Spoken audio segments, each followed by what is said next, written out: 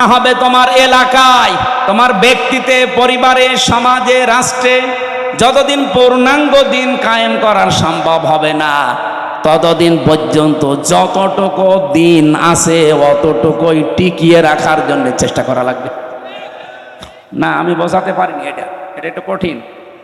দিন এখনো বাংলাদেশে যেহেতু কোরআনের 500 আইন আছে, একটাও কায়েম নেই। আছে, হ্যাঁ কিছু কিছু আছে হালকা। এই যে পারিবারিক আইন, যেটা বিবাহ শাদী, এটা ইসলাম দেখেই হয়। আমাদের জমি জায়গা বন্টন, এটা ইসলাম দেখেই হয়। এক কথা বলছেন এখানে, নাকি অন্য কোনো নিয়ম নীতি মেনে করি আমরা?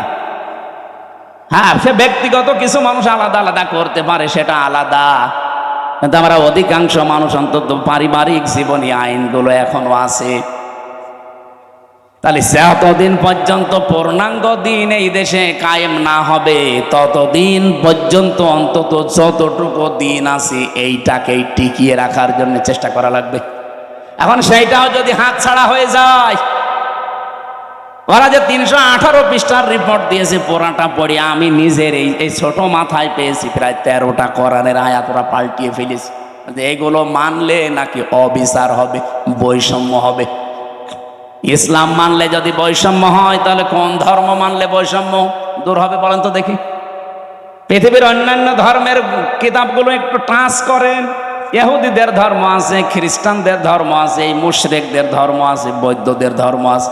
এদের ধর্মীয় গ্রন্থগুলো যতটুকু পারেন পড়েন। আমি বিশ্ববিদ্যালয়ে থাকাকালীন একটু টাচ পেয়েছিলাম, ওরা সবগুলো জায়গায় বৈষম্যের শিকার করে আছে। ওদের মেয়েদেরকে বিবাহের সময় যা দিয়ে দেয় ওইটাই শেষ, অথচ বিবাহের সময় মেয়েদের বাড়িতে, এদিকে তাকান, বিবাহের সময় মেয়ের বাড়িতে মেয়ের বাবার কাছ থেকে ছেলে পক্ষের লোক যদি একটা পানও তার সন্তুষ্টি ছাড়া খায়, এইটাও পায়খানা খাওয়ার মতো হারাম। যেটা আমরা এই যে বরযাত্রী বলে চালিয়ে দেই, কোথায় পেয়েছেন ভণ্ডামি? এটা হিন্দুদের থেকে এসেছে এই বরযাত্রীর নিয়ম। মুসলমানদের বিয়েতে কোনো বরযাত্রী যাবে না, মুসলমানদের বিয়েতে হবে অলিমা। আর অলিমা কি ছেলের বাড়ি হয় না মেয়ের বাড়ি? হ্যাঁ, ছেলের বাড়ি। এলাকায় কি বরযাত্রী যাওয়ার সিস্টেম আছে? এটা বন্ধ করা লাগবে। কোন বাড়িতে এখন আর বরযাত্রী যাওয়া যাবে না, কারণ মেয়েদের সম্মান মর্যাদা নবীজি নিজে এত বাড়িয়ে দিয়েছেন। বিশ্বনবী যতগুলো বিয়ে করেছিলেন তার চারটা মেয়ে তিনি বিয়ে দিয়েছেন, একটাকেও তিনি বরযাত্রী খাওয়াননি। উনি করেছেন নিজে অলিমা, জামাইদেরকেও করিয়েছেন অলিমা। সুতরাং আজকে থেকে তওবা করেন, আমরা বরযাত্রীর দাওয়াত পেলে আর যাব। আমার সাথে একটা ছেলে থাকে, বলছে হুজুর এই ওয়াজ আর 2 দিন পরে করবেন, আমার বিয়েটা হয়ে যাক।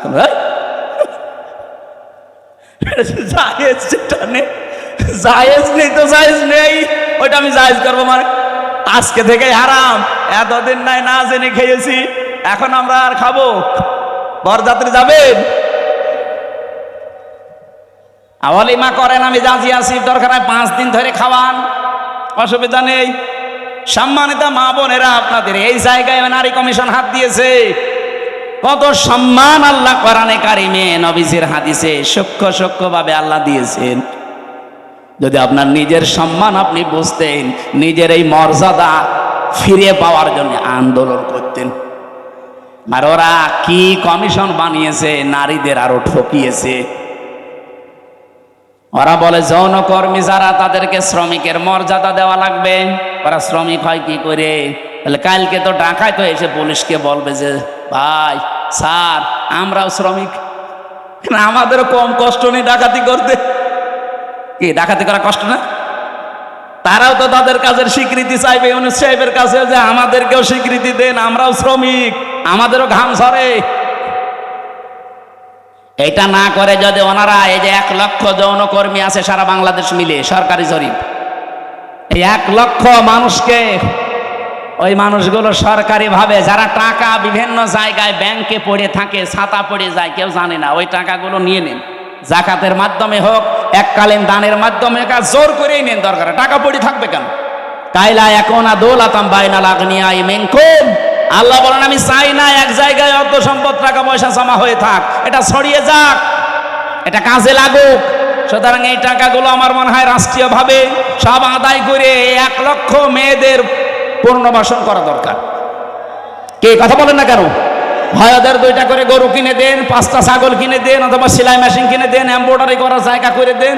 ওরা নিজেরা হালাল কর্মজীবন তৈরি করে সংসার করে দুনিয়ায় সম্মানের সাথে বেশি থাক। খুব বেশি না, মাত্র 1 লাখ আছে সারা বাংলাদেশ মিলে। গোপনে গোপনে যেগুলো আছে ওগুলো বাদ দিলাম। এই কাজ আপনারা কোন নিয়মে লিখলেন? এটা কোরআনের বিরুদ্ধে আছে, এমনকি মানব অধিকারেরও বিরুদ্ধে। যারা এই যে রাজবাড়ী গোয়ালন্দ ঘাটে যারা কাজ করছে, যশোরে কাজ করছে, নারায়ণগঞ্জে কাজ করছে, এই মানুষগুলো যারা যায় এখানে, এরা কি মানে নিয়ম নীতি মেনে যায়? আপনারা ওসব বুঝবেন না, আপনাদের বলার দরকার নেই। এই কাজগুলো যারা করছেন কিছুদিন পরে দেখবেন এদের HIV এইডস হবে। আপনি তো একটা জাতিকে ধ্বংস করার রাস্তায় নামিয়ে দিচ্ছেন। আমি আরো নিচে নামতে পারতাম, নামলাম না। বাস্তবতা এইটাই, মেয়েদের যে সম্মান ওরা আসলে বোঝে না। ওরা নিজেরা তো আমার মনে হয় মেয়ে না। ওদের 10 জনের চেহারা দেখলাম টিভির পর্দায়, একটাকে আমার মেয়ে মনে হয় না। মেয়েদের তো একটা কাটিং কুটিং থাকে, ও কোন কাটিং এর মেয়ে লোক? এখানে যারা পুরুষ মানুষ আছে আমার মনে হয়, আমি আওয়াজ দিলাম যে পুরুষ যারা পুরুষ প্যান্ডেলে আসেন, মহিলা যারা মহিলা প্যান্ডেলে যান। আর যারা যে বিড়ি খেয়ে বেড়াচ্ছে ওরা কি? ওরা পুরুষও না মহিলাও না, ওরা কি? হিজড়া। আমার মনে হয় ওই 10 জন যে কমিশনে আছে এগুলো একটা মেয়ে লোকও না, পুরুষও না, ওই হাফ। এই জন্য উল্টা পাল্টা রিপোর্ট দিয়েছে। এদের রিপোর্ট মানা তো দূরের কথা, এ কমিশনই বাংলার মানুষ মানে না। এই কথা বলেন এখানে, ওদের কমিশন যদি মেনে এই বিবেক বহির্ভূত কাজ করা হয়, এমন দাবানল জ্বলবে না। ওরা তো 112টা মেশিন দিয়েও পারছে না, আপনি সারা দুনিয়া এনেও পারবেন না। আমি ইঙ্গিত দিলাম, আশা করি আপনি বুঝেছেন। এরকম কোনো বিবেক বহির্ভূত কাজ এই দেশে আমরা কেউ করব না, সাপোর্টও করব না। তাহলে ভুল সিদ্ধান্ত আল্লাহ নিজে চাপিয়ে দেবে, তখন কন্ট্রোলের বাইরে চলে যাবে। আল্লাহ আমাদের হেফাজত করুন। তা আমরা বলছিলাম দিন যতটুকু আছে এতটুকু টিকিয়ে রাখা লাগবে। এইটাও একটা আনাকিমুদ্দিন, পূর্ণাঙ্গ যতদিন কায়েম না হয়। যেহেতু এই দেশে এখনো অলিমার সিস্টেম নেই না, আছে আছে কিছু কিছু জায়গায়। স্যার আপনি কি অলিমা করেছেন? এনে একজন করেছে, এ স্যারে অনেক করেন, অনেক বর যাত্রী দান্দায় আছে। আমিও তো ওনার মতো, আমি বেশি মানুষ নেইনি, মাত্র 7-8 জন নিয়েছি। শ্বশুরকে বলেছি দরকার 170 জন খাওয়িয়ে দেবো। এই সময় তো বুঝতাম না। না, আমরা এখন যেহেতু বুঝে ফেলেছি এই সিস্টেম, এখন মেয়ের বাপের ওপরে জুলুম বন্ধ করা লাগবে। এখন থেকে আমার অলিমা শুরু হবে। বরযাত্রী খাওয়া কি জায়েজ নেই। মেয়ের বাবা খাওয়াতে, কেমন মেয়ের বাবা এমন পাগল আছে যে আপনার মতো 500 পাগলকে খাওয়াবে? আমি বারবার এ কথা বলছি কেন, আমার মেয়ে 3টা, আমার বাঁচা লাগবে না। না, একটু ট্রেনে করলাম, অন্তত যাদের ছেলে আছে তারা এখন বুঝে মরুক, আমি তো বেঁচে যাব। মেয়ের বাবার অনেক সম্মান। নবীজি বলেন কেউ মেয়ের বাবাকে ছোট চোখে দেখবা না, মেয়ের বাবাকে খারাপ কথাও বলবা না, কারণ আমি নবী মুহাম্মদ রাসূলুল্লাহ নিজে মেয়েদের বাবা। সুবহানাল্লাহ বলতে পারেন না? কোন ঘরে যদি একটা মেয়ে লোক আসে, সঙ্গে সঙ্গে 4 জন ফেরেশতা চলে আসে। কোন পরিবারে একটা ছেলে এসেছে, সঙ্গে সঙ্গে একটা ফেরেশতা আসবে, এ কথাও নেই। আর 4 জন রহমতের ফেরেশতা এসে মেয়েটার মাথায় হাত বলিয়ে বলে এটা দুর্বল দেহ থেকে এসেছে। এই মেয়েটাকে যারা আদর ভালোবাসা স্নেহ দেবে, দিন শেখাবে, একাধারে খাওয়াবে, পড়াবে, প্রতিপালন করে সৎ পাত্র দেখে পাত্রস্থ করবে, কিয়ামতের দিন আমি নবী আর ওই মেয়ের গার্জিয়ান এইভাবে পাশাপাশি জান্নাতে থাকবে। কোন ছেলের ব্যাপারে এমন কথা হাদিসে আছে নেই। এই জন্য মেয়ে হলে যারা রাগ করেন, মন খারাপ করেন, করবেন না ভাই। আমি নিজে সহ যাদের মেয়ে আছে আমরা খুশি হব যে আল্লাহ আমাকে দয়া করে জান্নাতের অধিকারী বানিয়েছেন। বলেন সুবহানাল্লাহ। বিশ্বনবী জানিয়েছেন যার একটা মেয়ে তার একটা জান্নাত, যার 2টা মেয়ে তার 2টা জান্নাত, যার 3টা মেয়ে আল্লাহ তাকে 3টা জান্নাতের অধিকারী বানিয়ে দিয়েছেন। আল্লাহ আমাদের মেয়ে যাদেরকে দিয়েছেন এই মেয়েগুলো যেন জান্নাতে যাওয়ার মাধ্যম হয়, বলেন আমিন। কিন্তু শর্ত কয়টা? প্রথমে তাকে ভালোবাসা লাগবে, 2 নম্বরে তাকে খাবার দাবারের যে ব্যবস্থা, তার পেছনে খরচের যে ব্যবস্থা, এটা করা লাগবে।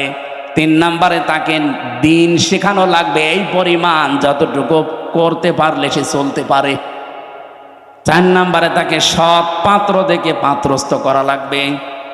এই 4টা কাজ যদি কোনো মেয়ের গার্জিয়ান, বাবা হোক বড় ভাই হোক, এরা যদি করতে পারে, কিয়ামতের দিন নবীজি বলেন আমি নিজে পাশাপাশি তাকে জান্নাতে ডেকে নেব, এবং যেই দিন থেকে মেয়ে ওর বাড়িতে আসবে ওই দিন থেকে কিয়ামত পর্যন্ত আল্লাহর রহমত তার সাথে থাকবে।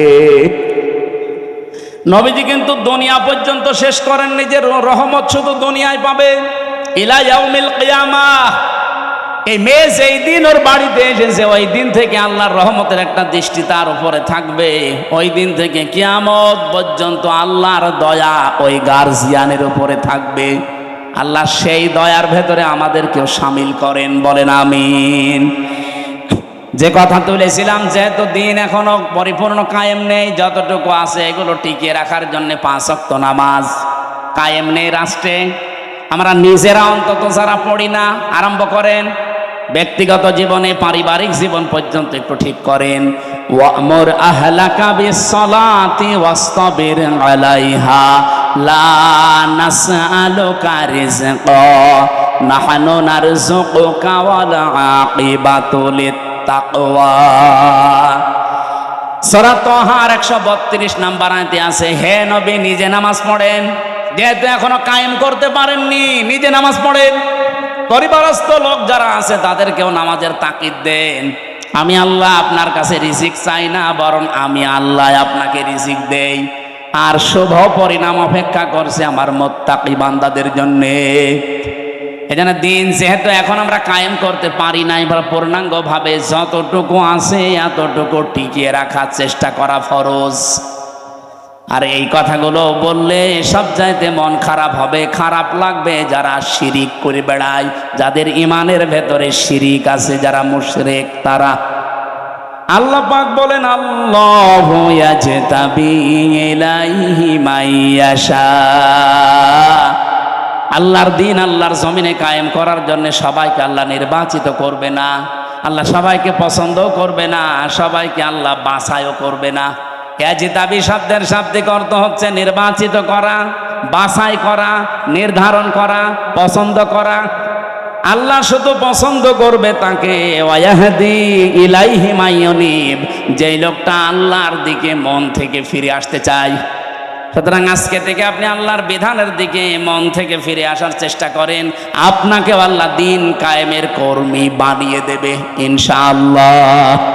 আল্লাহ আমি সহ যারা এসেছি এই জমিনে দিন কায়েমের একজন কর্মী হিসাবে দায়িত্ব পালন করা আল্লাহ যে কবুল করবেন, তাদের সাথে আমাদেরকেও যেন পছন্দ করেন, বলেন আমিন। আরো জোরে বলছে আমিন। মেয়েরা যারা এসেছেন, সম্মানিত মা বোনেরা, জেলে থাকা অবস্থায় আমি কয়েকটা বই লিখেছিলাম মেয়েদের ওপরে, তার ভেতরে একটা আছে এই যে এটা, দাম্পত্য জীবনের সমস্যা এবং তার সমাধান কি হবে। কারণ এই 3 বছরে আমি একটা জিনিস পেয়েছি, 100 জনের প্রায় 70 জন জেল খাটতেছে তার বর কারণে। হয় যৌতুকের মামলা, অথবা এই যে নারী নির্যাতনের মামলা, যে কোনো, আমার মনে হয় ছাত্রদের কাছে এরকম মামলায় বেশি যায়, হয় জমি জায়গা নাই মেয়ে। এই বইটা নিজের বউকে পড়াবেন, মেয়েকে পড়াবেন, 120 পৃষ্ঠা আছে, দাম্পত্য জীবনের কলহ এবং তার সমাধান এই বইটার ভেতরে পাবেন। আর একটা আছে শুধুমাত্র পুরুষের জন্য, পুরুষ মানুষ সংসারে কি কি কাজ করবে দাম্পত্য জীবনে, এটাও একটু নিয়েছেন যদি থাকে। আর একটা আদর্শ নারী আছে, মেয়েদের আদর্শ কোন কোন মহিলা হবে, এই যে যারা কমিশন বানিয়েছে এরা আপনার আদর্শ না, কারা হবে এর ভেতরে 6 জনের জীবনী দেওয়া আছে। আর এটা সৃষ্টি জগৎ নিয়ে লেখা, আমি যেভাবে তথ্য দিচ্ছিলাম এখান থেকে দিয়েছি। এটা শুধু শিক্ষিত মানুষদের জন্যে। ও গাড়িতে পাওয়া যাবে, যাওয়ার সময় নিয়েছেন, স্যারকে দিয়ে দিন। আমি আমি আমি আজকের মতো আর পারছি না, আজকের মতো শেষ করে দিলাম। আল্লাহুম্মা আমিন। লা ইলাহা ইল্লা আনতা সুবহানাকা ইন্নী কুনতু মিনাজ জালিমিন। লা হাওলা ওয়ালা কুওয়াতা ইল্লা বিল্লাহিল আলিয়্যিল আযীম। রব্বুল আলামিন, রাত 11:30 বাজতেছে। গভীর রজনী, সামনে আমাদের তাহাজ্জুদের নামাজ, ফজরের নামাজ, সকালে কর্মজীবন আছে। এই জন্য আমরা শেষ করে দিয়েছি। যতটুকুই বললাম, আল্লাহ দুনিয়ায় আমল করার সুযোগ দাও। এ বিশাল আয়োজনে তুমি যদি খুশি হয়ে থাকো, কোরআনের এই প্রচারে সওয়াবগুলো বিশ্ব নবীর রওজায় পৌঁছিয়ে দাও। দুনিয়ার মাটির নিচে যারা ঈমান নিয়ে ঘুমিয়ে গেছে, এদেরকে মাফ করে দাও। রব্বুল আলামিন মাহফিলের সম্মানিত সভাপতি, সহসভাপতি যারা এসেছে, মাওলানা সিরাজুল ইসলাম সহ প্রত্যেককে তুমি মাফ করে দাও। মাহফিলের প্রধান অতিথি অধ্যাপক মুজিবুর রহমান, বিশেষ মেহমান অধ্যাপক আব্দুল খালেক সহ যত অতিথি এসেছে, আল্লাহ অতিথিদেরকেও তুমি অমরের মতো কবুল করো। মাহফিলে আজকে প্রশাসনের যে ভাইগুলো এসেছেন, বিশেষ করে আমাদের অভিভাবক জনাব আফজাল হোসেন, এতানোর থানার সম্মানিত অফিসার ইনচার্জ সহ যত ভাইরা এসেছে, নিজেদের বাবা মা, আত্মীয় স্বজন, ভাই বোন, স্ত্রী পুত্র ছেড়ে দিয়ে বাংলার বিভিন্ন প্রান্তে যারা দায়িত্ব পালন করে